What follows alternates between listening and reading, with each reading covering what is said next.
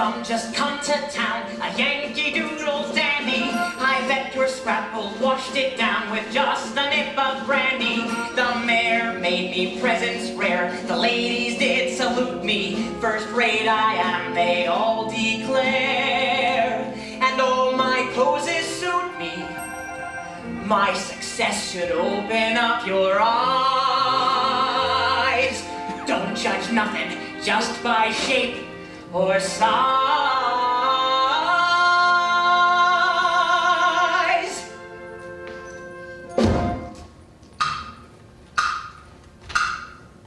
Bigger isn't better, taller isn't braver, stronger isn't always wise.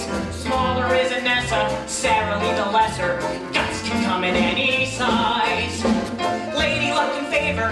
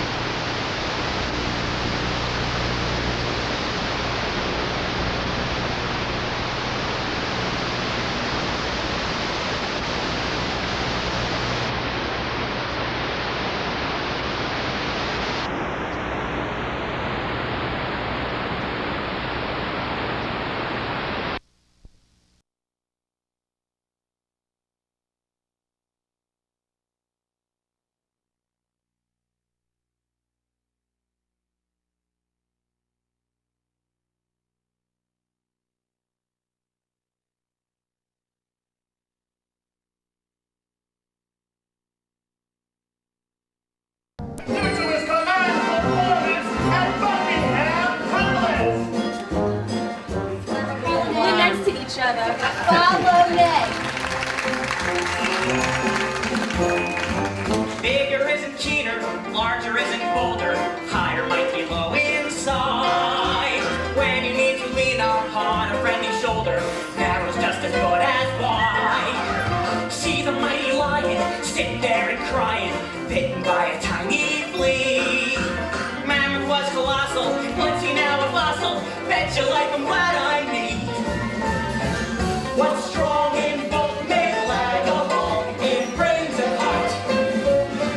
That handsome hope might be a Lilliputian medley, proven consequently. Though he shows his shoulders twice as big as boulders, if the brain's a tiny pea. When you're in a pickle, he ain't worth a nickel. Bet your life I'm glad I'm. Bet your life I'm glad I'm me.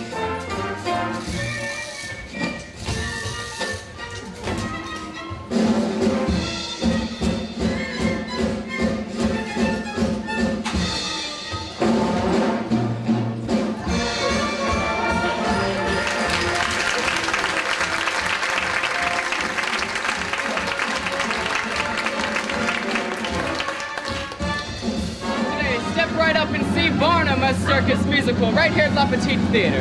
The best circus acts under one tent. You guys have a nice night.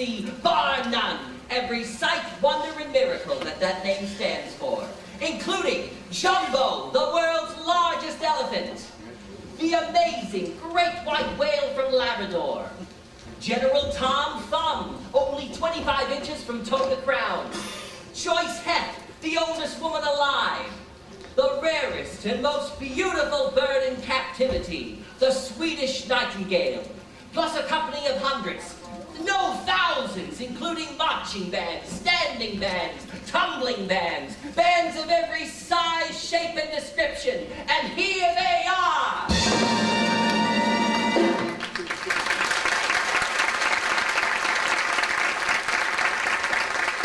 I know what you're thinking. You don't see any flying bands or Swedish nightingales or 25-inch men. But as I told you, Barnum's my name and humbug's my game. But wait a minute, where are you going? Home. But I've got a point of view to expound, defending the noble art of humbug. Which I happen to be in disagreement with, as it is no more than a shoddy defense of flim-flam, so it doesn't behoove me to stick around. Respect for the speaker, madam, requires you to listen while he sets forth his convictions. And respect for my own convictions requires me to set forth, which I am doing. Then go. Isolated dissent can hardly deter me. One small voice can quite easily be ignored. Good day, Mr. Barnum. Of course, it doesn't help any if that one small voice belongs to his wife. Charity Barnum, I'll have a kiss before you leave. With pleasure, Mr. Barnum. You may not make much sense, but you're beautiful. In the main ring, ladies and gentlemen, the fight to the finish struggle of humbug versus truth, flim-flam versus fact, Mr. Phineas Taylor Barnum versus his good wife Charity, an American pageant featuring stirring music, thrilling spectacle, hilarious laughs, and savage gunnery.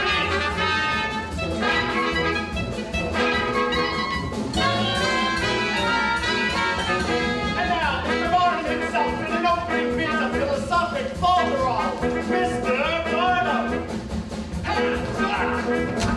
Fact is, my wife's a perfect example of what I'm talking about. Give her a hard mess of facts and she's as happy as a clam.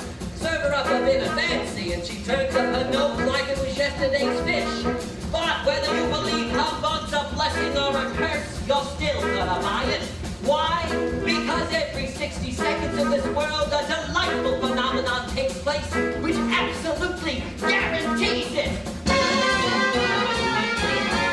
There is a sucker on every minute.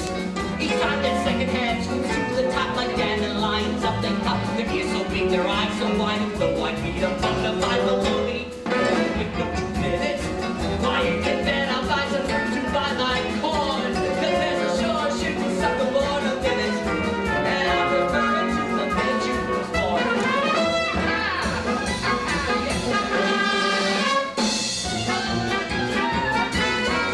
Each blessed hour brings 60 hours. Each time that good shows his face, and on the sucker takes his place and blocks his water on the line. By my friend and take while the lucky. God bless and love him, but don't feel sad or up and down across the sea. 'Cause there's a sure shooting sucker born a minute, and there might have been the minute in between. If I allow that right here in my hand, the smallest living human man, sight of that is surely worth a dime. If I present an educated gooch who's trained to dance the hoochie cooch, what better way to waste a bit of time? If I imported monumental cost of lady there whose head was lost while crossing railroad tracks to pick two linears, who has no ears or eyes or nose and wears big ties instead of clothes, if that ain't worth a fuck my name ain't Phineas. I say that hogwash go by, hogwash, long and there's some sucker. He's on the second hand, he's to the top like Dan and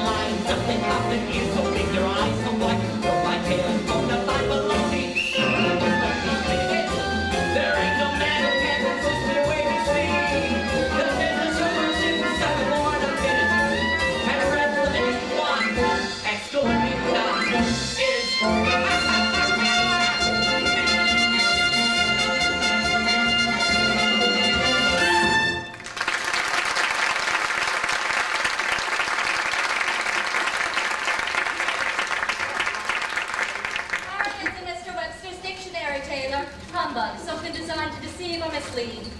Now that's what comes of marrying a school teacher. They go right to the books. Jerry, I'm talking about rosy possibilities. The kind of humbug that bunch of pilgrims sold themselves on when they set sail on the Mayflower. The belief in rosy possibilities, Cherry, the dream. Just one question, Taylor. This woman with no nose, how does she smell? Awful, just awful. Mr. Webster's got another nice synonym for humbug here. Lies. Oh, woman. Oh, Taylor, don't give up. The evening's young. You've still got time for some rosy possibilities. Rosy.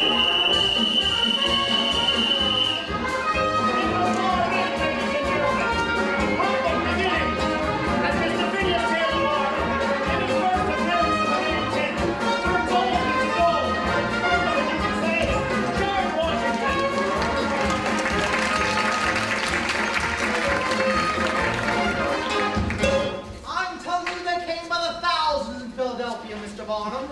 Now here's all the papers you'll need.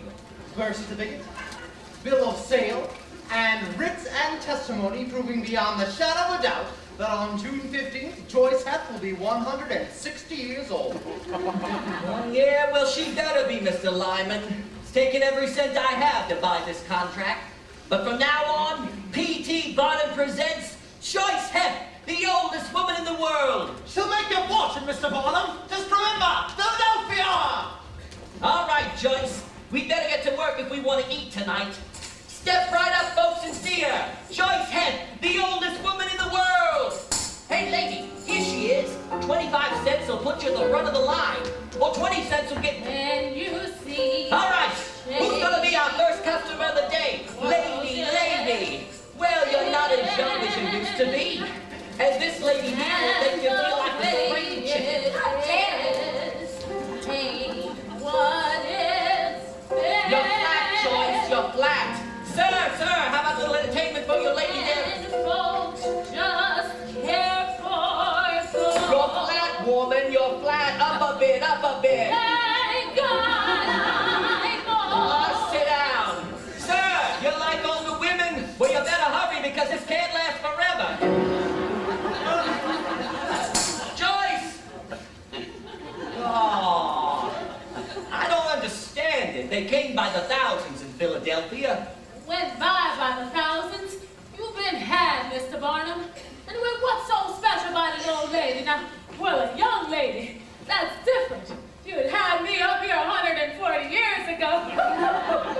That would have come all right. What did you say? I says, what's so special about an old lady? No, you said 140 years ago. George Washington. Mr. Barnum, what you looking at? I'm looking at a nurse.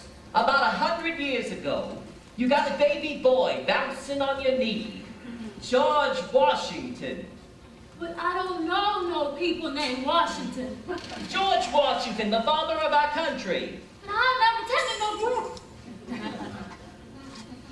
Joyce, that sidewalks are mighty hard to sleep on. And I'd say there's a fair chance of rain tonight.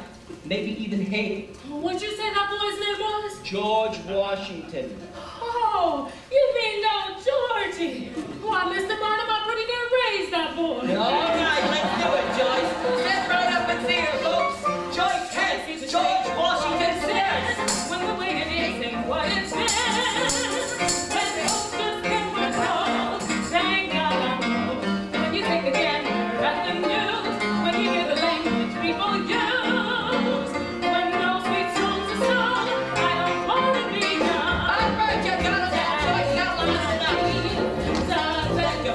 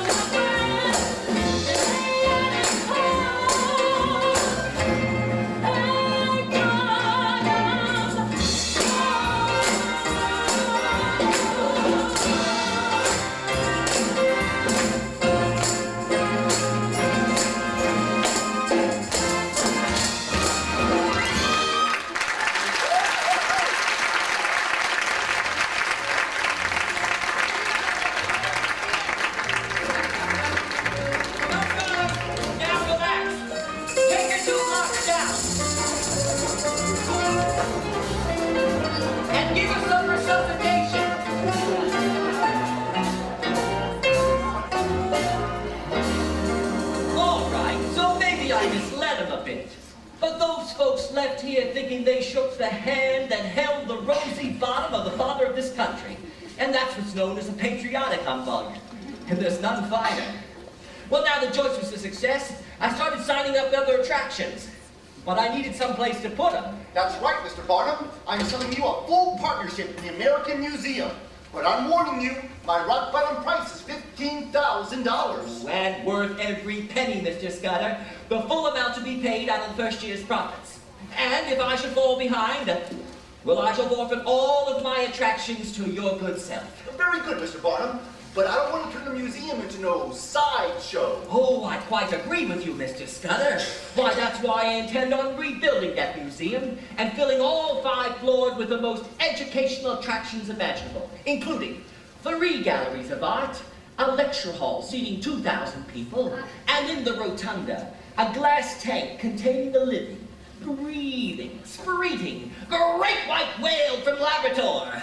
And just to help you make up your mind, sir, may I offer you this free ticket, which entitles you and a friend to 2 free admissions upon purchase of 1/2 the regular price any Tuesday, Wednesday, or Thursday between the hours of 12 noon and 1 p.m. Is that a deal, sir? Taylor Barnum! Did you not have an appointment to take me to lunch at 1 o'clock sharp? It is now past 2:14. Ladies and gentlemen, in the center ring, Mr. P.T. Barnum faces that most ferocious of all jungle beasts, the female of the species, who has been kept waiting over 1 hour and 14 minutes. Mr. Barnum will face this most dangerous creature.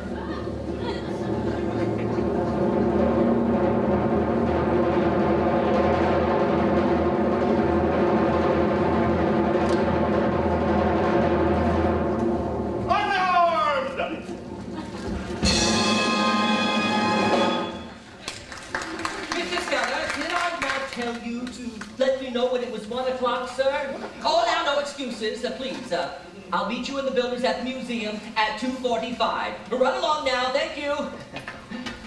And please be prompt. Oh, Cherry, I don't know why I ever took him on as a partner. He's so unreliable. That's what's known as a matrimonial humbug. Trouble is, with my wife, it never works. Nonsense, Taylor. I believe you've got all about that appointment all by yourself. You see? Now, I've got to stop off with the Women's Emancipation Society, and they've got a lovely tea room there. Oh, Cherry, you can't eat lunch in that place. But McNally's Saloon is right around the corner. Nonsense, Taylor. You don't need a drink. You need some good, decent food inside you. Oh, no liver and prunes, please. Very well. I suggest we leave it up to the fates. Hence, the Women's Emancipation Society. Tails, McNally's Saloon. All right. I'll toss that coin if you don't mind. Go right ahead. I trust you 100%.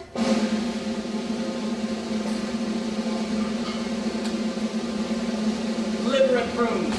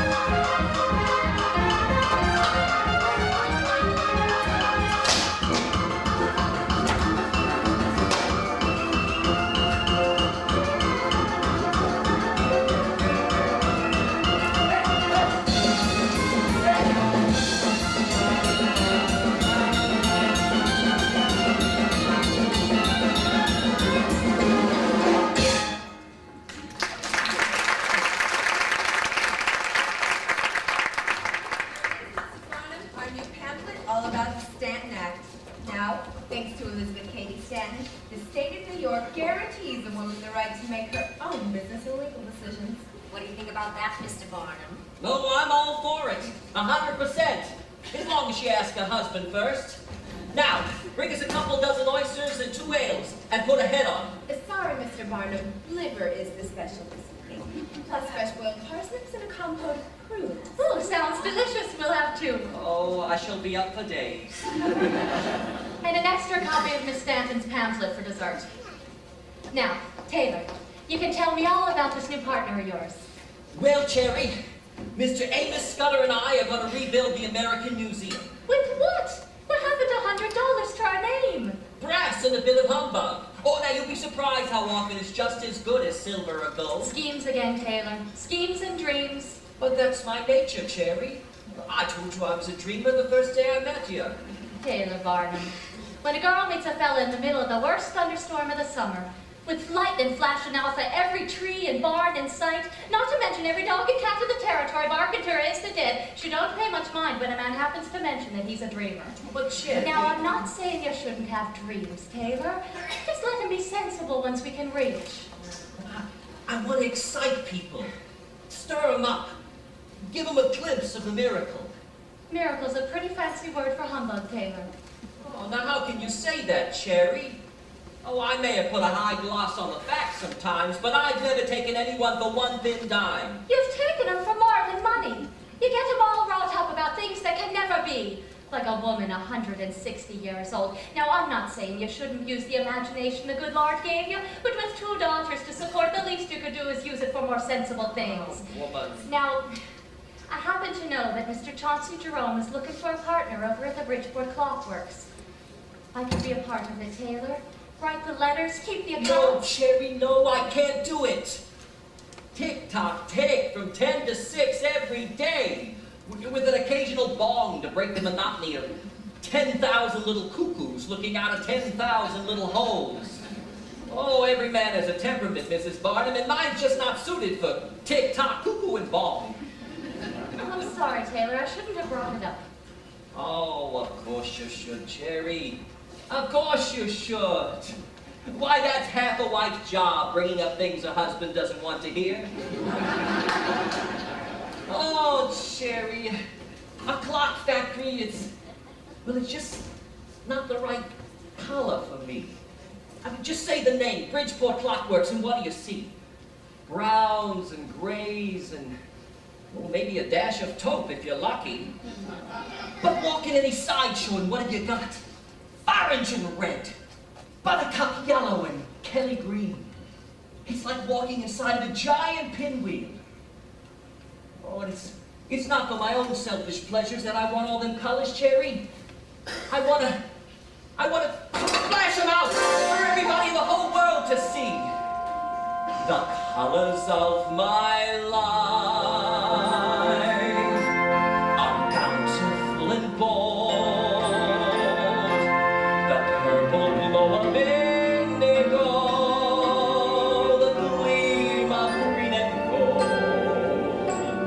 Splendor of a sunrise,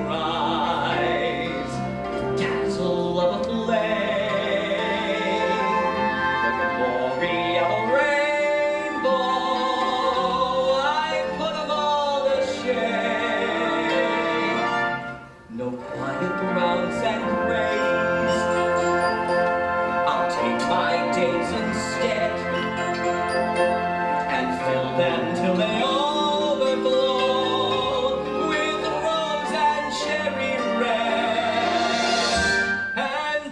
That sunlit world should grow dark one day. The colors of my life will leave a shining light to show the way. Well, that's all well and good, Taylor. But those greens and blues won't be much help to you if you don't get those builders started. Cherry! Ah! Oh, you wait right here. I'll be back in 5 minutes. Maybe 10. Half hour at the most. If I'm not back by 6, come on down to the museum and meet me there. You can't miss it. It's on the corner of Ann Street and Broadway. You'll recognize it by the sign, the red one, with gold letters that says, Barnum's American Museum. The splendor of a sunrise, the dazzle of a flame, the glory of a rainbow. I put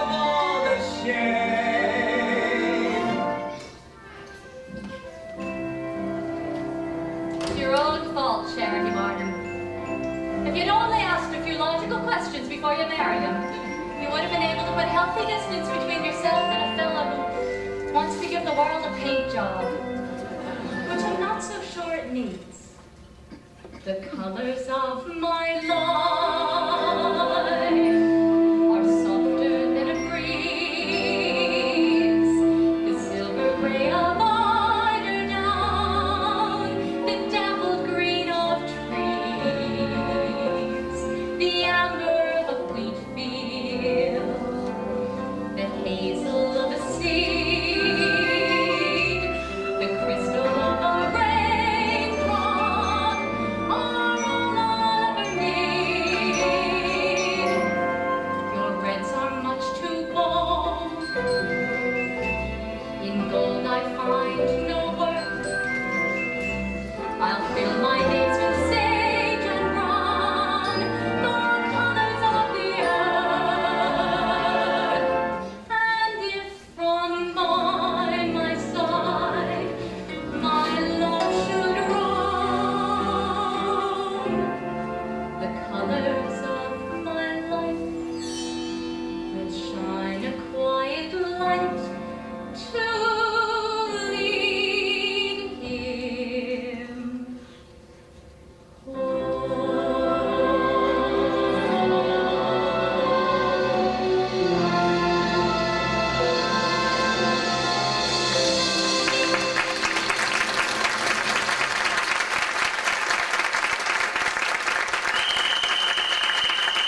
For children of all ages, a cascade, a caravan, a cornucopia, a cavalcade of catechismically comical clowns!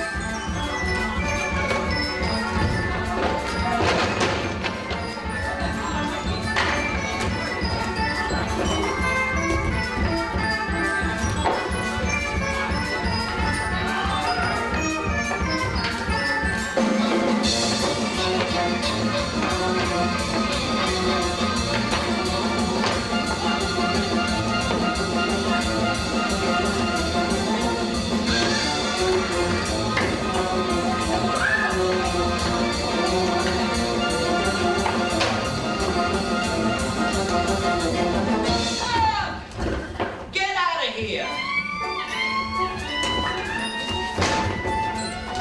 Stop! Oh, Cherry, I bit off more than I could chew. nonsense. But we've got an opening Monday morning at 9. We'll be ready. Do you propose rebuilding an entire museum from top to bottom in just 2 days? I do, my treasure. Oh, but how? My dove? Slowly. Oh, but look at this mess. The Lord gave each and every one the spark to do what can't be done. The brawn, the brains, the courage, and the heart.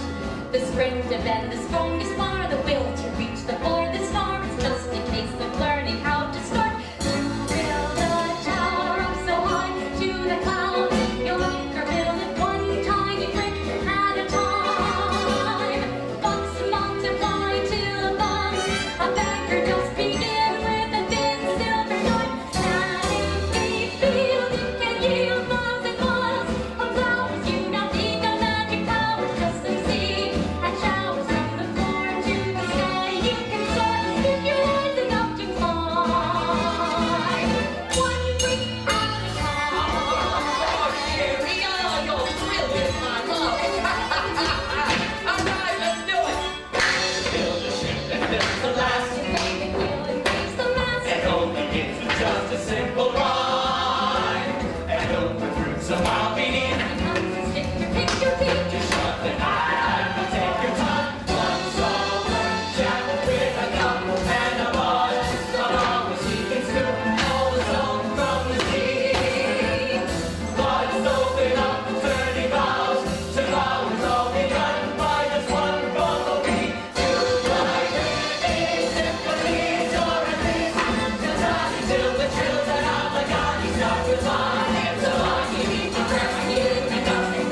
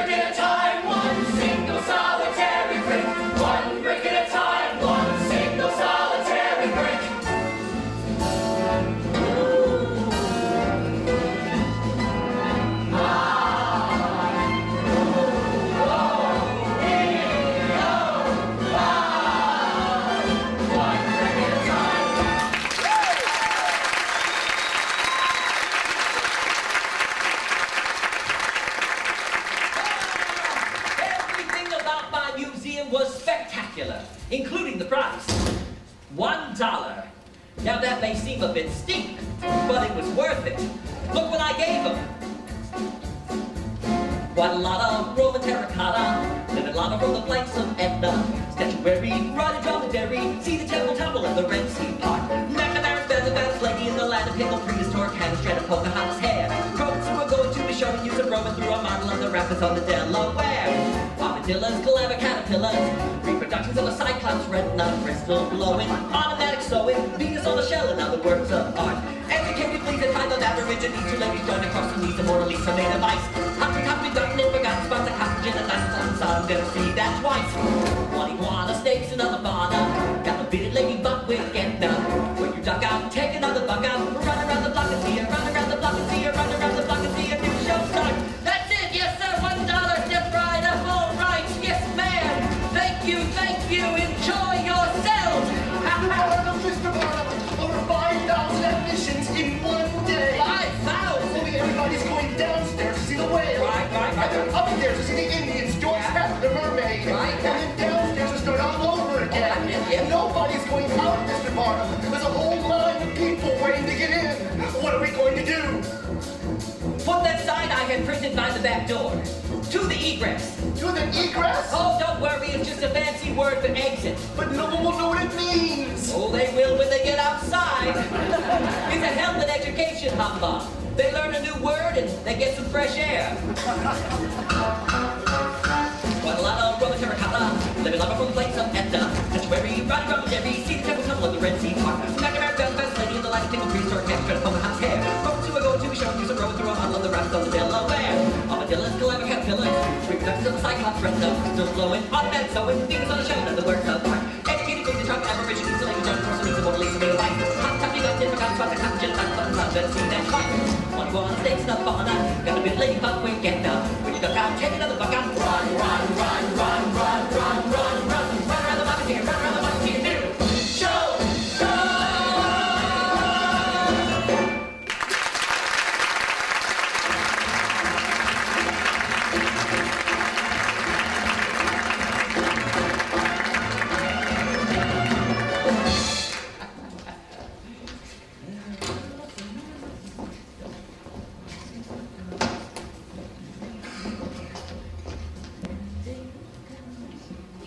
All right now, don't turn around until I tell you. Mr. P.T. Barnum, Grandmaster of the High Wire, tries for a triple somersault. And falls, which gets him plenty burned up.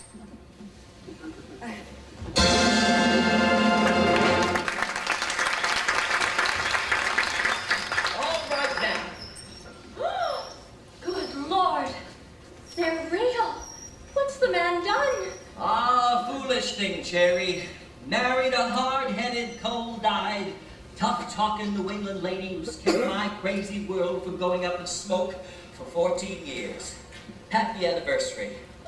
I might have been foolish enough to marry a tailor, but that doesn't mean it can't count. And our anniversary isn't for another 6 months. Not ours, the museum's.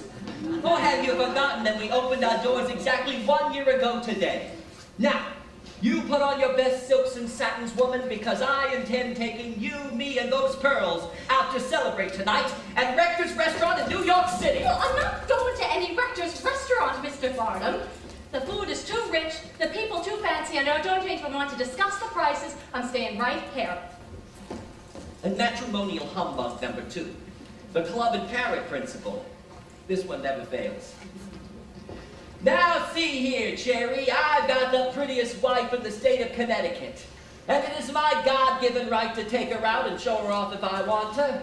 So if you don't go upstairs at once and put on your prettiest dress, certain very costly anniversary gifts just may have to be returned. Well, it almost never fails. Ah, Charity Barnum, what am I gonna do with you? Put up with me, Taylor, the same as I do with you. We're out of step, we disagree. What's right for you is wrong for me. Together we're upon a country mile. I like your style, I like your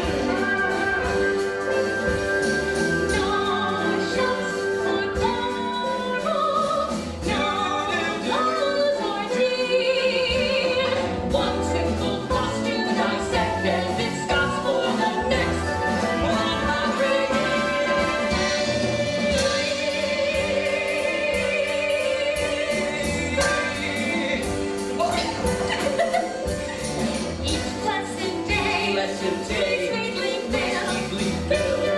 With no one that gets away. I made it down the yard. Come dance with me, woman.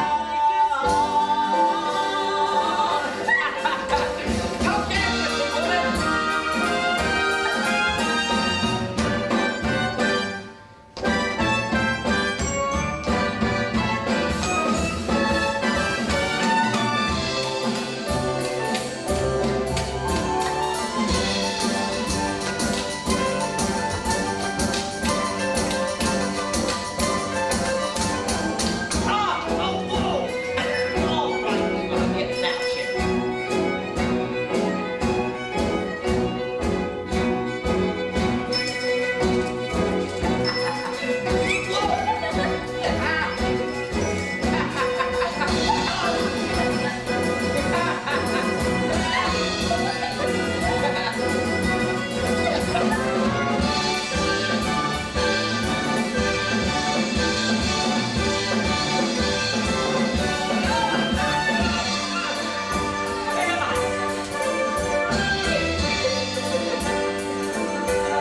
Each blessed day. Blessed day, we sweetly fill with all you want, and yes, I will.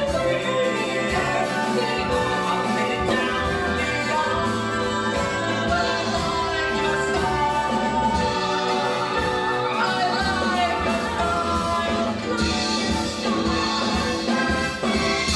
like your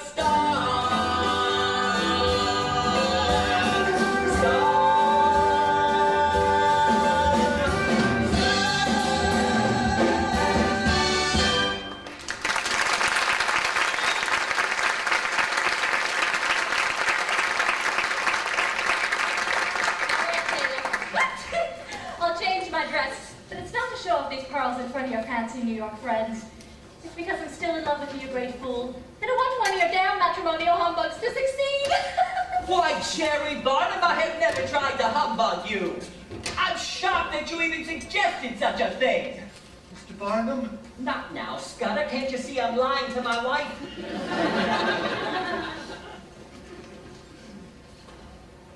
Mr. Scudder, what brings you out here from New York City at this time of night?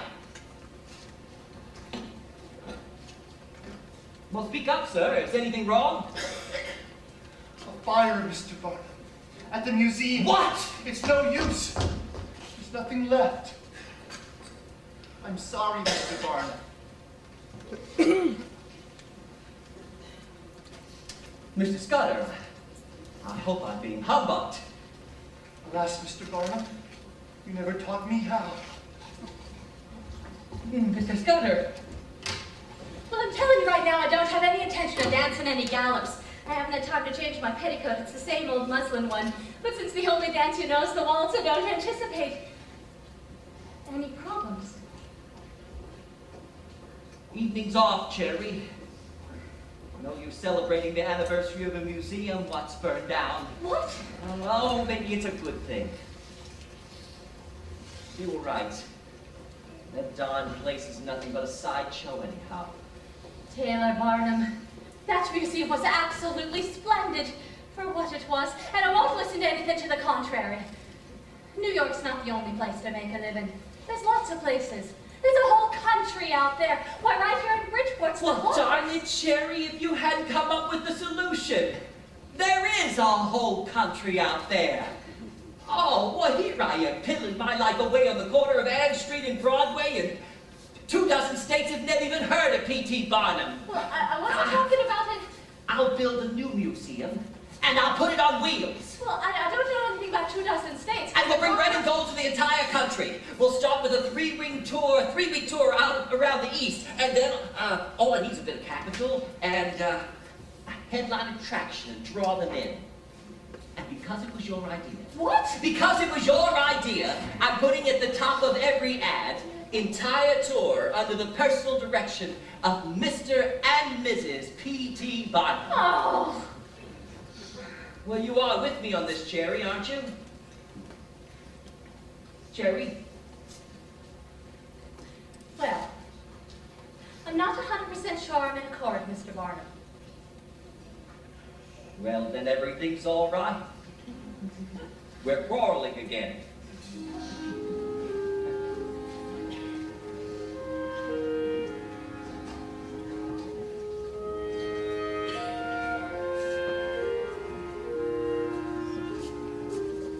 I hope I'm not interrupting, Mr. Barnum. You are, Mr. Stratton. But our appointment was for 2 o'clock. I'm busy now. We'll talk about it first thing Monday. Why don't we just forget about it? My wife and I have a few moral qualms about your offer anyway. Tomorrow morning at 9. Good day, Mr. Barnum. Oh, all right, damn it! Oh, I can't help it, Cherry. He's got that headline attraction I was telling you about. Look, you go on dancing, and I'll be back in 2 shakes.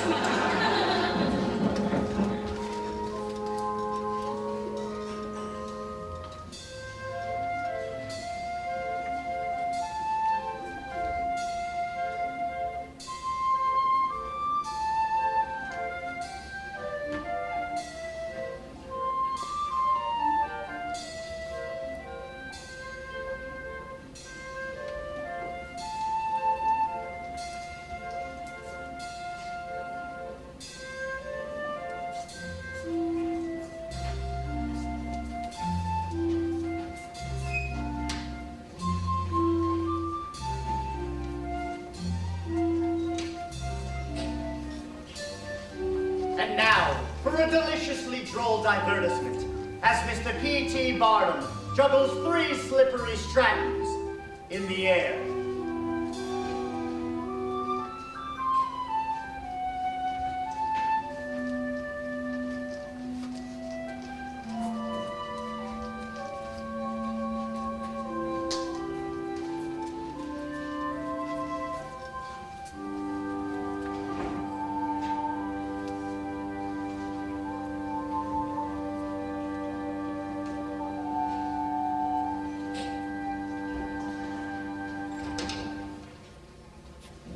All right, what's this about moral qualms, Mr. Stratton? Well, let me begin by telling you that my wife and I have the highest regard for you.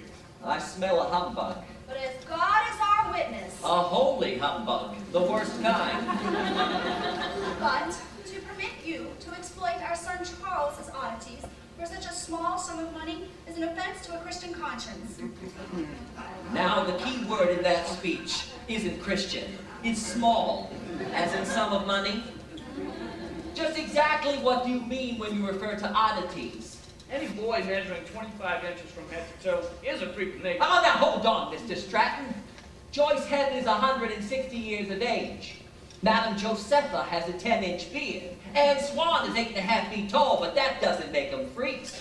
It makes them special. What you call an aberration of nature, I call a gift from God to lift him up above the crowd. I tell you what, since he's old enough to make up his own mind, why don't we ask him? Will, Charlie, I want you to come with me and join my show. But I'm not going to fool you. Tens, thousands, maybe millions of people are going to come to see you. Some to stare, some maybe even to laugh. But most will cheer. Cheer and tell their children and their grandchildren for generations to come that they once saw the smallest man in the world. And will think of the special name to go with the miracle of your size. But you mustn't forget the princely salary that's going to be paid to you and your dear family of $15 a week. And all the other benefits, what? Presidents, senators, bishops, all knocking at your door just to talk to you. Or you can stay safe and snug in that chair for the rest of your life, never moving from one day to the next. Well, Charlie, I put it to you as fairly as I can. What do you say? That's it! Thumb! Tom Thumb! Sounds a bit skimpy to me, though. Needs a handle to go with it. Sir Thomas Thumb. Let's see, what about the Right Honorable Tom Thumb? Something with a touch of military. Captain Tom Thumb. Oh, well, what the deuce? In for a penny, in for a pound, General Tom Thumb!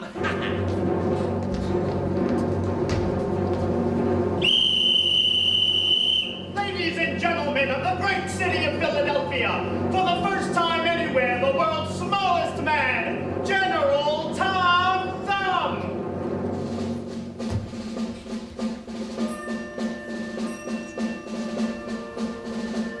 I'm General Thumb, just come to town, a Yankee Doodle dandy. I bet your scrapple washed it down with just a nip of brandy. The mayor made me presents rare, the ladies did salute me. First rate I am, they all declare, and all my poses suit me. My success should open up your eyes. Don't judge nothing just by shape or size.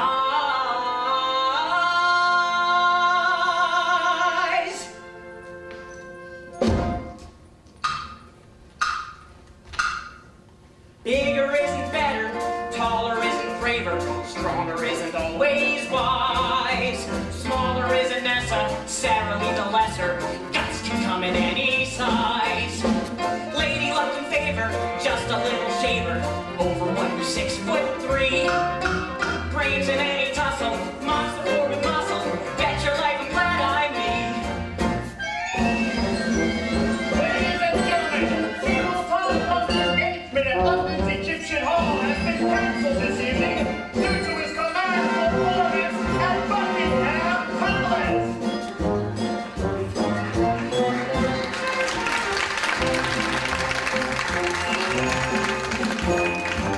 Bigger isn't keener, larger isn't bolder, higher might be low inside.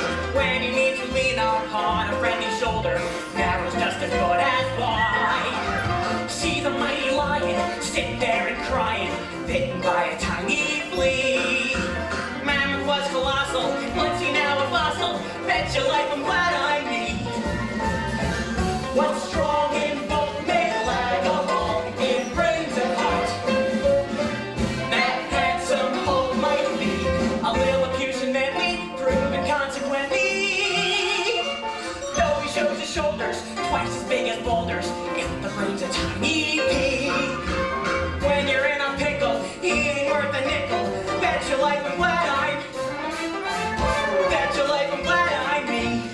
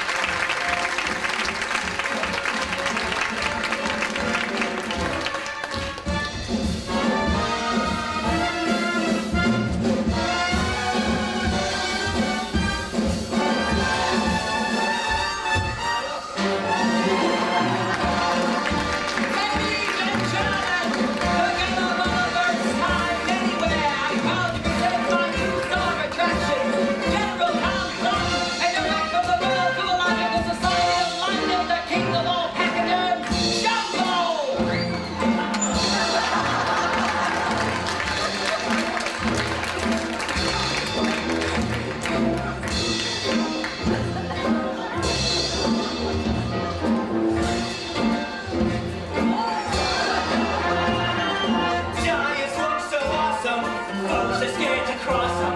Nonetheless, I guarantee. Smallest Yankee Doodle, if he's in the moodle, beat the Hulk caboodle, using just his noodle. Bet your life I'm glad I'm me.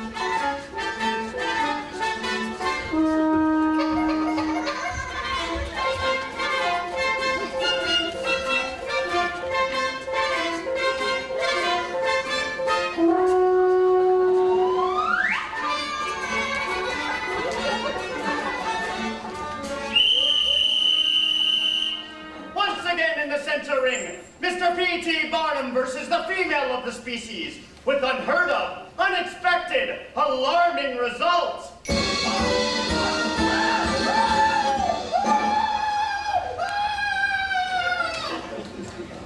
Stop and nonsense, Taylor. Tom Thumb might be the smallest man in the world, but you managed to tell some pretty tall tales about him. woman. His name's not Thumb, and he's no more a general than I am. I call that trimmings, Cherry. Was Joyce Hett's age trimmings too? It was justice. I took all the years most women knock off their age and added it to hers. Be that as it may, if we're going to be in the exhibition business, the least you could do is get yourself a respectable attraction. Oh, now don't start that again. Or we're gonna... Mr. Barnum, all my congratulations.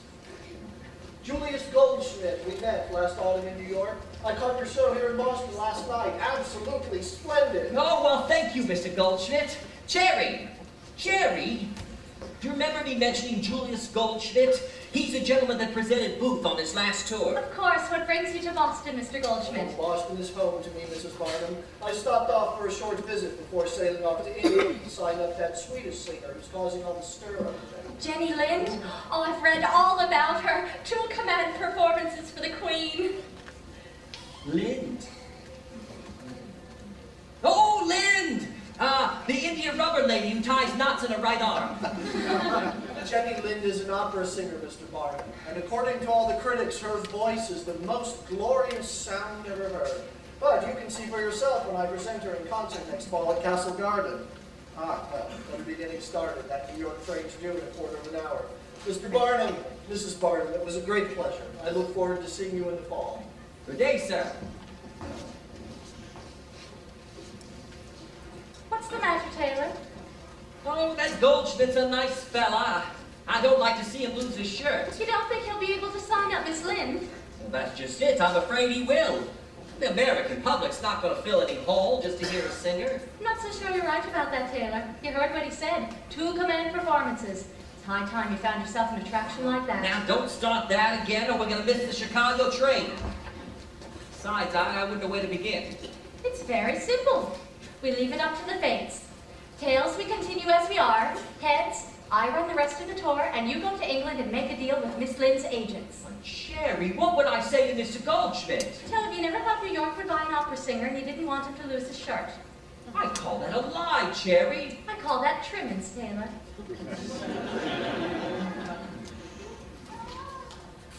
Bon voyage, Mr. Barnum. Mrs. Barnum, this is uncharted territory. I'm equal to it, and so are you. Cherry, wait! It wasn't too late. I still could have changed my mind and missed the train to New York and followed Cherry out west. But I didn't. I made the train, I made the boat, and I made the deal with Miss Lind's representatives. But just who humbugged who this time, I have yet to figure it out. But 2 questions remain unanswered. How was P.T. Barnum going to sell an opera singer to the American public? And, who the hell was Jenny Lind? Like that fella Shakespeare said, what's in a name anyhow? It's titles the public wants. So I'll call her the scintillating songbird from Scandinavia.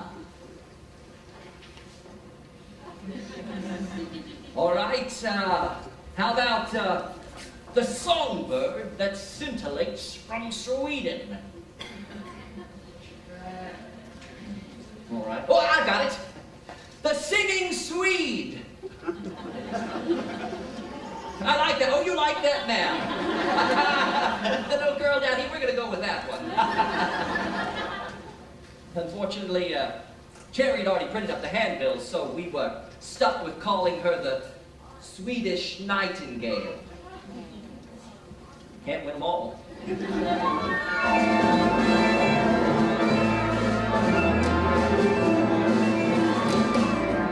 Ladies and gentlemen, for the first time on these blessed shores, the world-renowned living statues.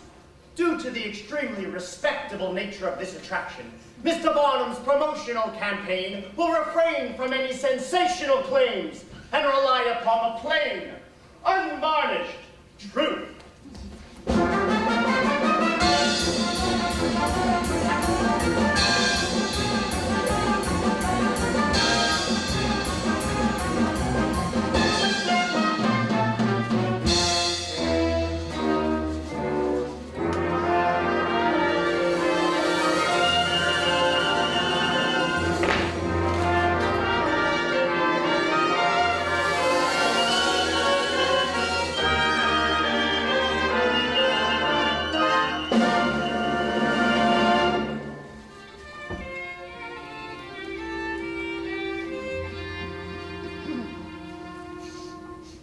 P.T. Barnum, Miss Lynn, welcoming you on behalf of 1,230,000 citizens of the proud city of New York.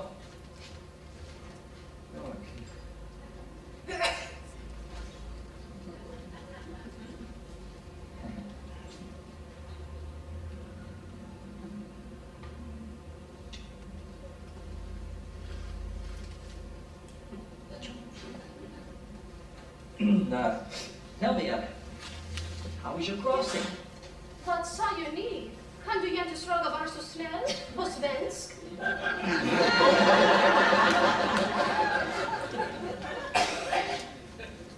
Come again?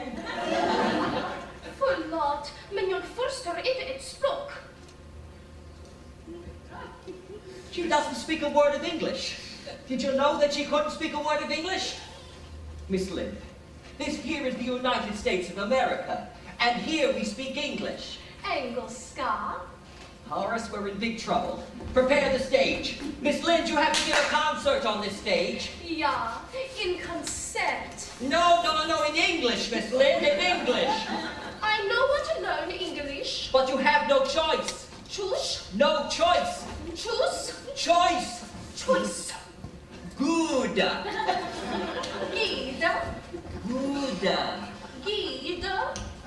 Good. Good. That's good. No good. Good evening. Evening. Evening. Evening. Ladies. Lettuce. No, not lettuce. You eat lettuce. Ladies. Ladies. And gentlemen. Gentlemen. Gentlemen. Gentlemen. Gentlemen. Good. All right, that'll have to do, I guess, and whatever words they can't understand, we'll just charge off to European style. Miss Lind, whatever you do, you must not forget to smile. No American can resist the smile of a beautiful woman.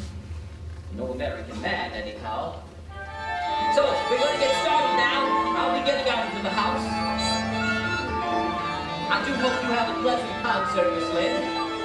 I hope I have a pleasant concert. Quiet! It's the best they've sounded all week.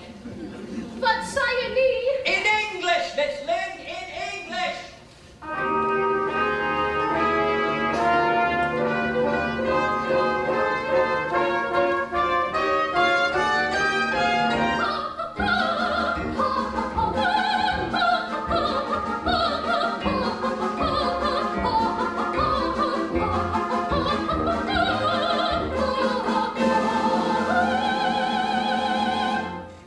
Good evening, ladies and gentlemen.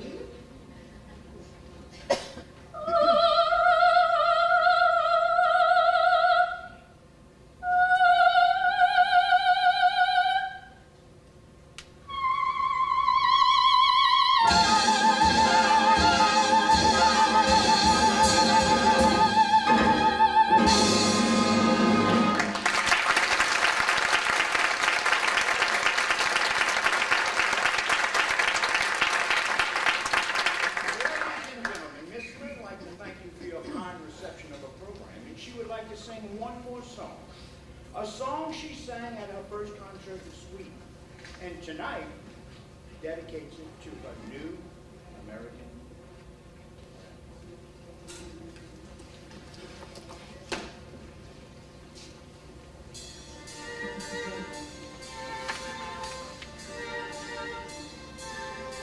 Bortom all gräns, utom all tid, kärlekens lära klarnar, kärlekens frid bränner som eld, spränger den högsta mur. Bortom all gräns, utom all tid.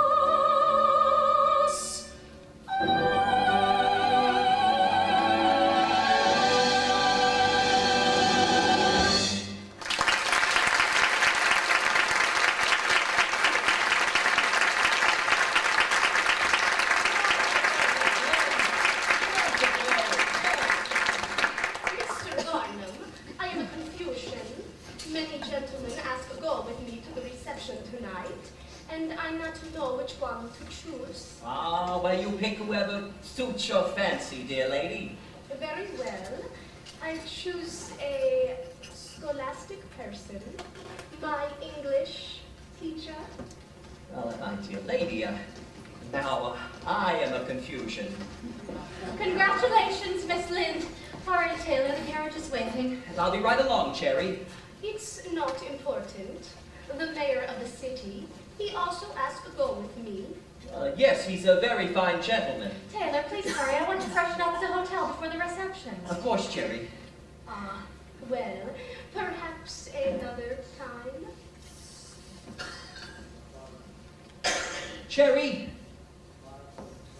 Cherry, I got me a problem.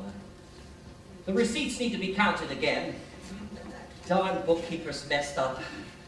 So why don't you take the carriage and I'll be right along. This bookkeeping couldn't be done tomorrow, Taylor. No, Cherry, it can't.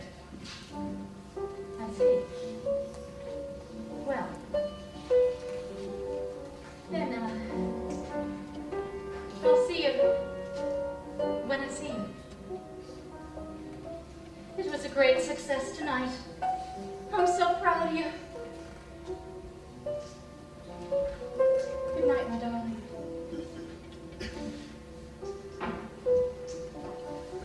Good night, Miss Lind. Cherry, wait! Miss Lind,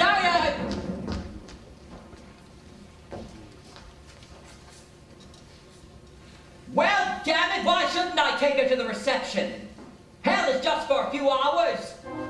My whole life I've been selling the dream to everybody else in the world. Isn't it time that I gotta look at it myself? I'm a man. I've got the price of admission. I want to see what's going on inside the tent. Staying home living day by day. Maybe safe, but it can't be duller. Seeing things only black and gray. When the world's alive with color. Doing just as your neighbors do. Maybe wise, but ain't so clever. Every man has a dream or two.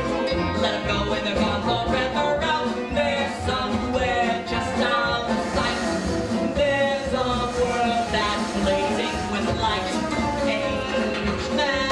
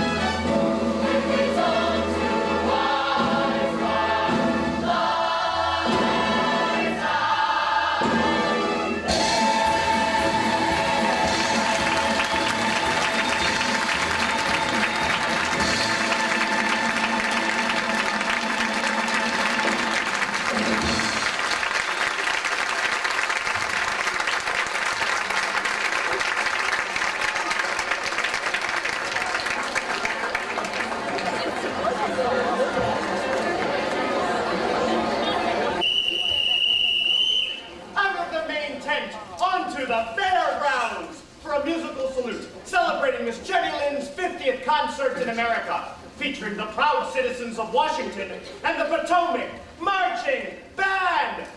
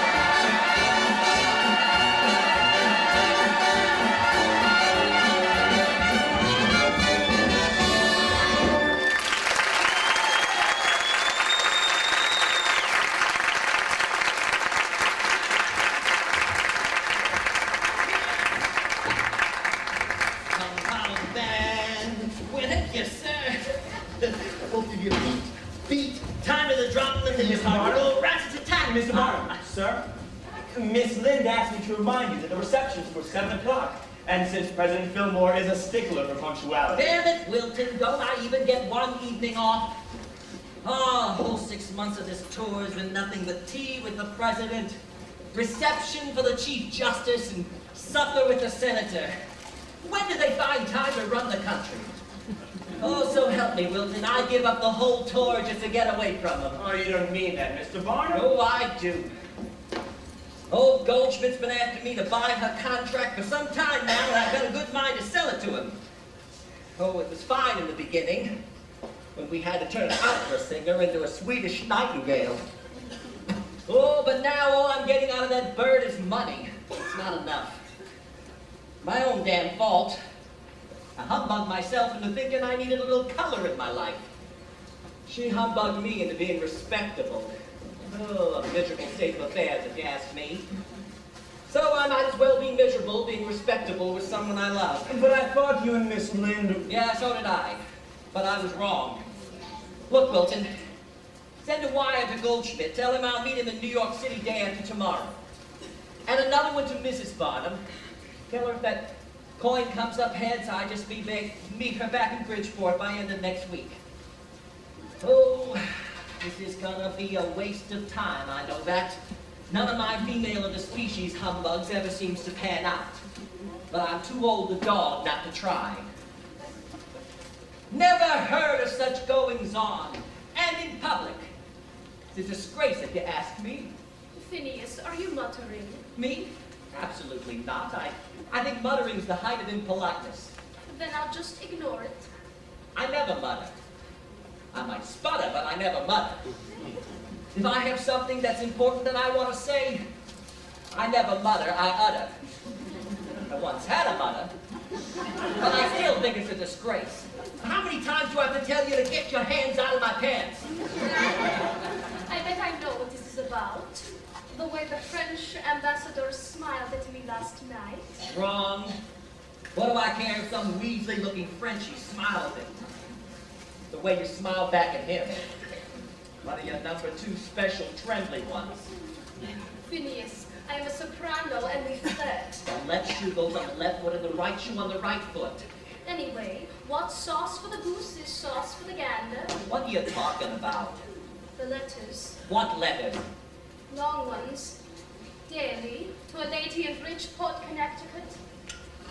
Now, if you're willing to give up these letters, I might be willing to give up my trembling smiles.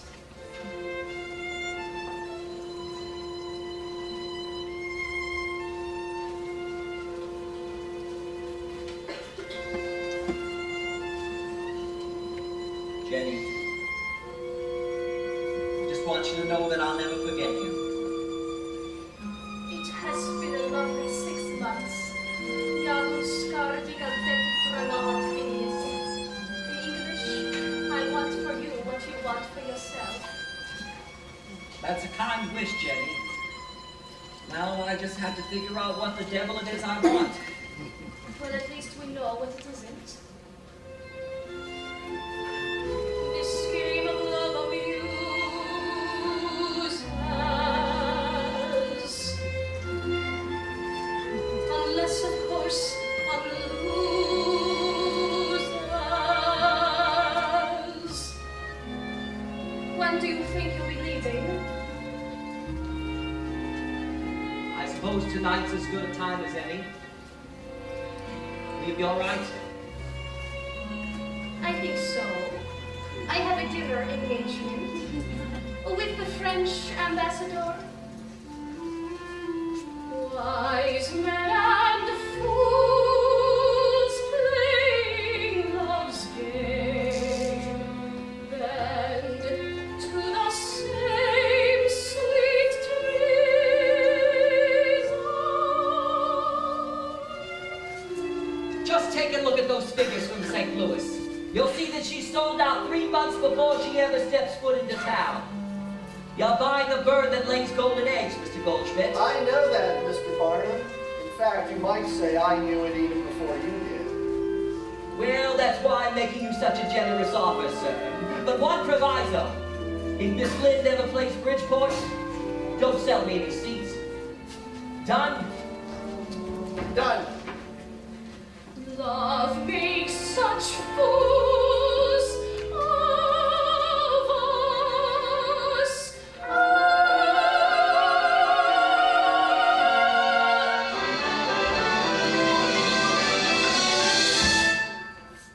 Why, Cherry Barnum, what are you doing here? It came up heads, and I still think you're beautiful. My way this time, Taylor.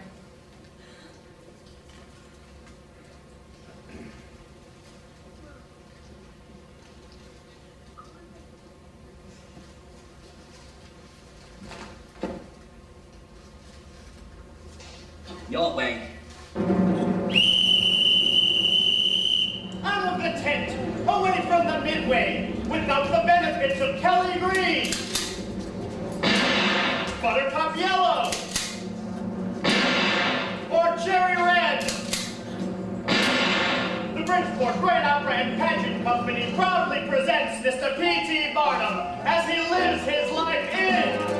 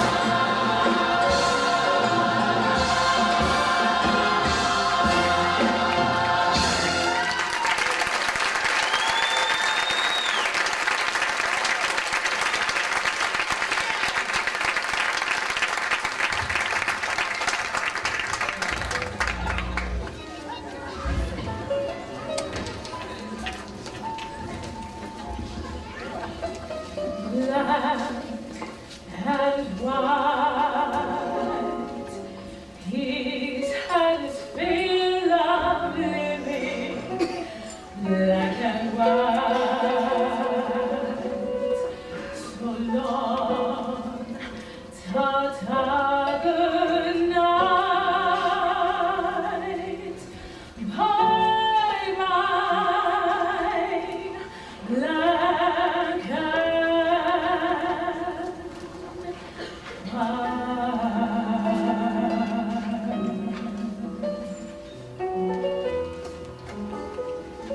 Outside the tent,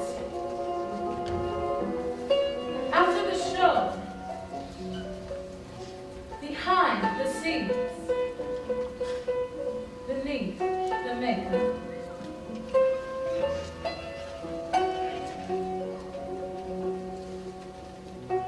You see that up there on the hill? Just a minute, Taylor. What's the matter, Cherry? You all right? Nothing, I just need to rest a moment. Ah, it's that darn campaign. You're all worn out. Here, come sit for a spell. On the steps of the city hall. It's illegal. Well, that'll be my first act as mayor.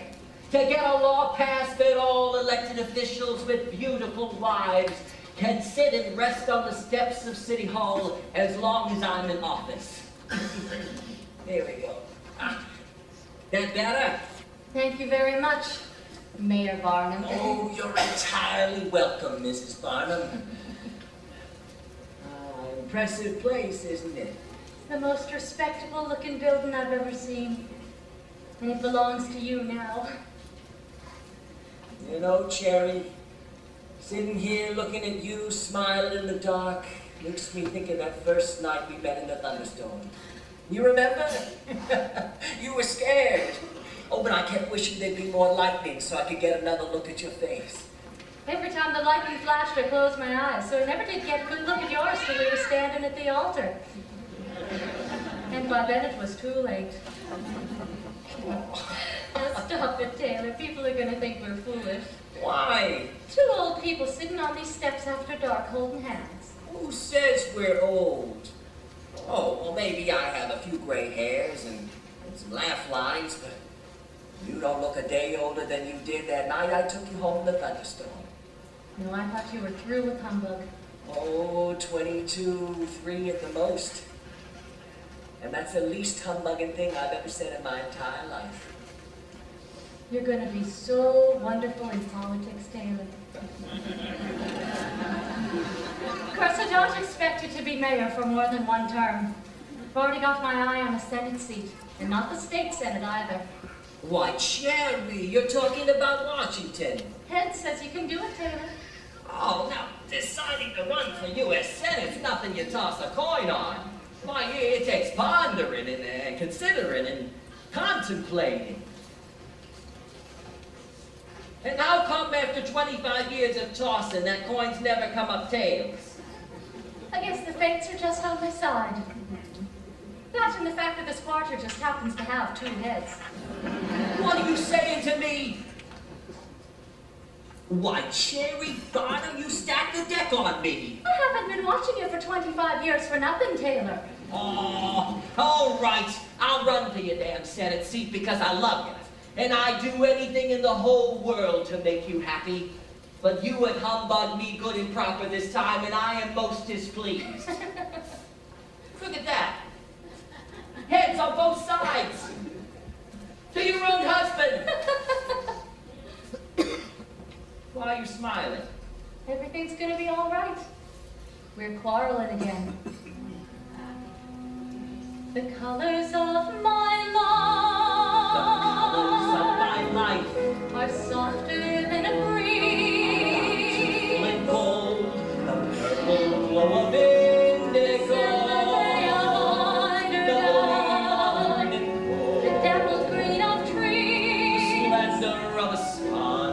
The free to feel. Tassel of a flame. The hazel of a sea. The glory of a rainbow.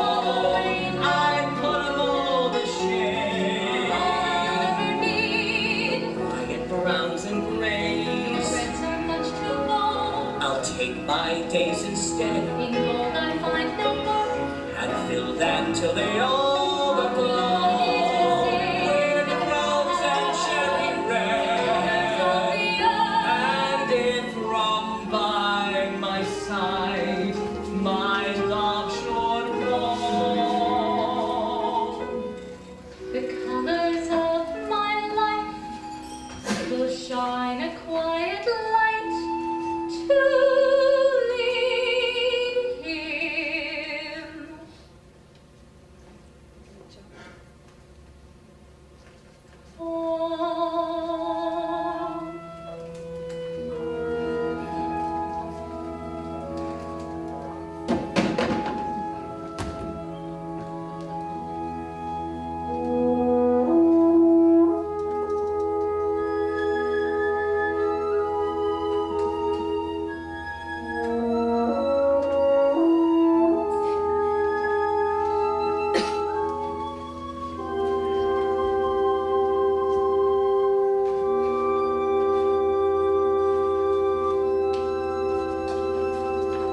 Cherry? Cherry? Cherry! Mr. Barnum, on behalf of the party, may I say how sorry we are on the death of your wife.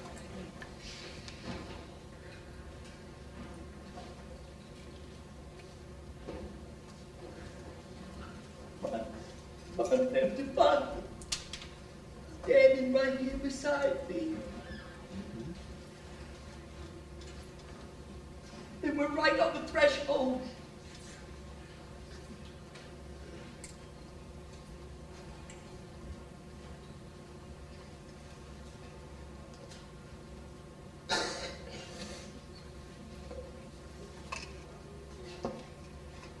I don't want you gentlemen to worry, because during this campaign, I'm going to be stronger than ever. We worked a long time for this senatorial nomination, and this is one election I don't plan on losing. Mr. Barnum, I'm afraid there's been a slight postponement on your nomination. What are you saying? What Mr. Templeton's trying to say is that the party's position has changed. We're giving the nomination to Alexander Whitaker. What are you saying? I've been barnstorming for the last 6 months on the strength of your promise that I'd have the nomination. The decision's out of our hands, Mr. Barnum. But in 4 years, you'll be... I don't want the nomination in 4 years. I promised someone I'd be in Washington by next January. And if I can't be there by then, I don't want to be there at all. Good day, gentlemen. Mr. Barnum. Good day, gentlemen. God, they took me, Cherry, they took me. 6 months of making speeches and they take the nomination away from me with a lie. Worse than any humbug I pulled in 35 years of fooling people.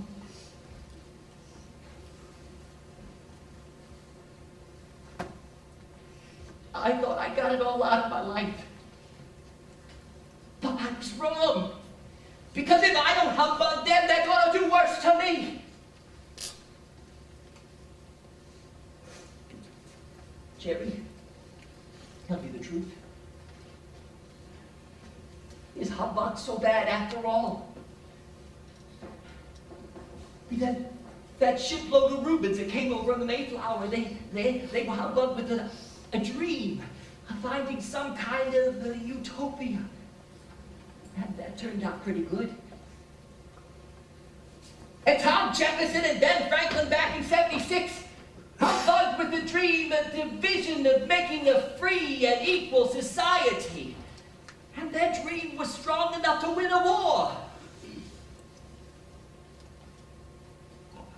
I'm not comparing live mermaids and four-headed frogs to the Declaration of Independence, but somewhere deep down there's got to be a connection.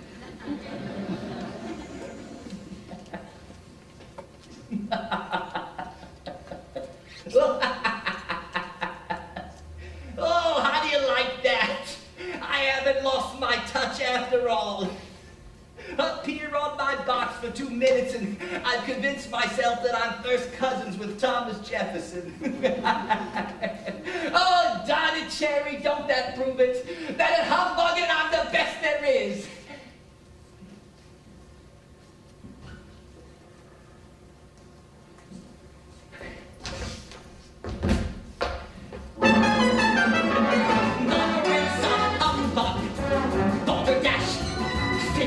Triple toss, twiddle, twaddle, blather, bosh, bilge, and dodge, and double dutch, and full and flam, I am the king of hogwash, topping rot, jibber, jabber, blabber, bluff, hocus pocus, gabble, guff, scam, and sham, and just a touch of a white lie am I, duped up trite, an idle chat, Earl of Oil, Lord of Lat, Emperor of Rigmarole, that I am, bless my soul.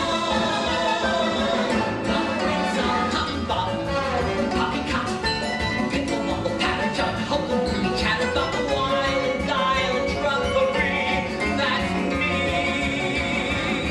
Oh, I'm not going back into the menagerie business, Cherry, don't worry. What I was thinking about, though, was an election tour. Tell the whole country about the noble art of humbug. And who's got a better right to talk about it than me? After all, it's what God gave me the gift for. And it's how I got everything I ever had. Even you. World of sting that shot this moment we spend. Down the road, the bridge, and brought toward Lord knows what end. Through a night as cold as space and cold as the sea. Someone's gotta make it right. Shoot a rocket, shine a light. Tell you that someone's gotta be from Prince of Humbug. Poppycock, shilly-shally, pull the wool, the lardy focus, cock and bull, scam, the sham, and hanky-pank, and some skullduggery. I am, and Jim, I've always been. Yeah!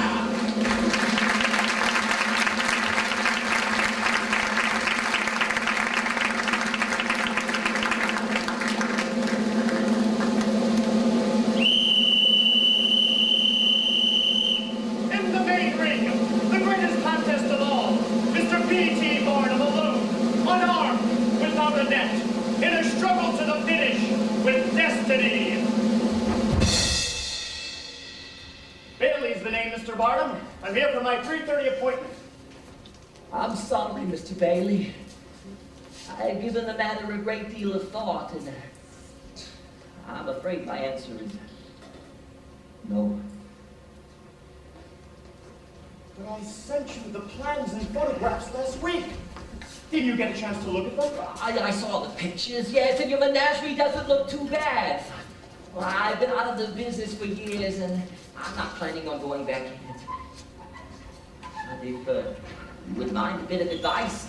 No, I welcome it. Well, you got to hook your attractions to the mood of the nation, sir. Now, let's see, it's 1880, right?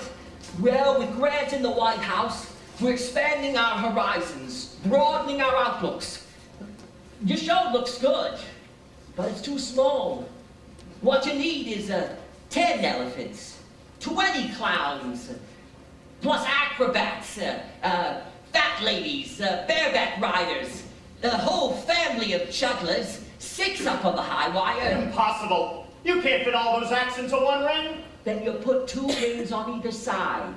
And a band of 40 pieces with a whole separate tent for sideshows. Not to mention the traveling grandstands that you put up and take down that seat 5,000. And a special train with 2 locomotives and 60 cars. And enough canvas so that you can put the whole Crystal Palace inside and still have room to fly kite. Crystal Palace? Mr. Barnum, I hope I'm not being humbugged. Why, Mr. Bailey, whatever gave you that idea?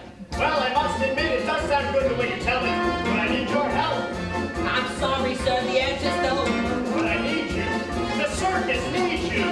When Matilda Dr. gave her cold to the grip, when a stitch to save 9 others comes apart with a rip, when the rats invade your attic and start leaving your ship, follow my tip. Come away on a trip. Come moving faster. It's like you wanted to when you were a kid. Climb aboard before it's gone and you'll thank your lucky stars he did.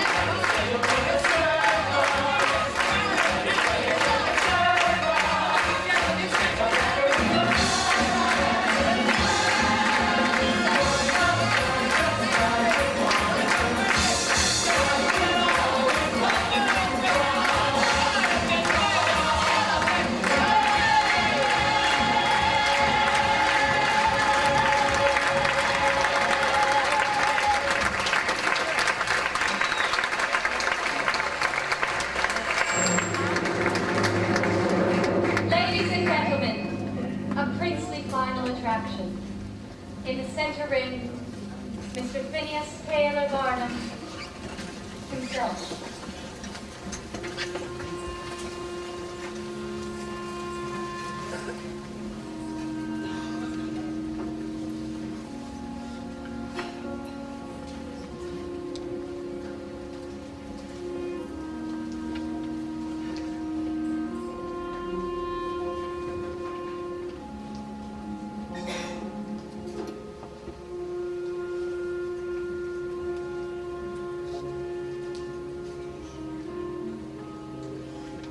Of course, that was a long time ago.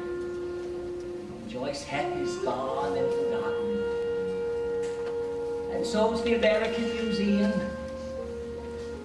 Living Whale, and Jenny Lind, and my poor Tom Thumb. And the Rubens that came over on the Mayflower have all gone to dust. Tom Jefferson is just a memory. And old Franklin has blown his last kite. My kind of humbugs disappeared. Pity. There was a sucker born every minute. Each time that second hand swept to the top like dandelions up they pop. Their ears so big, their eyes so wide, and oh, I bet I'm gonna lie.